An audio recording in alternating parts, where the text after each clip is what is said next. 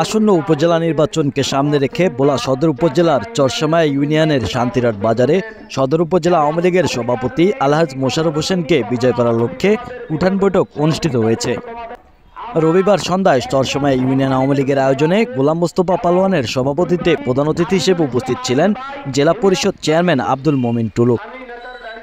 উপস্থিত ছিলেন সদর উপজেলা পরিষদ নির্বাচনে চেয়ারম্যান পদপ্রার্থী আলহাজ মোশাররফ হোসেন।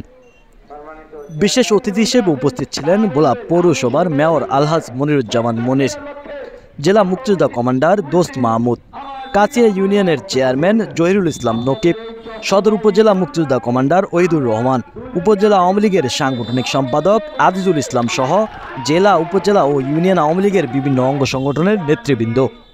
এ সময় বক্তারা সরকারের ডিজিটাল বাংলাদেশ গড়ার জন্য আগামী উপজেলা নির্বাচনে উপজেলার সকল নেতাকর্মীকে কাঁধে কাঁধ মিলিয়ে উপজেলা চেয়ারম্যান মোশাররফ হোসেনকে বিপুল ভোটে বিজয় করার লক্ষ্যে কাজ করার আহ্বান জানান।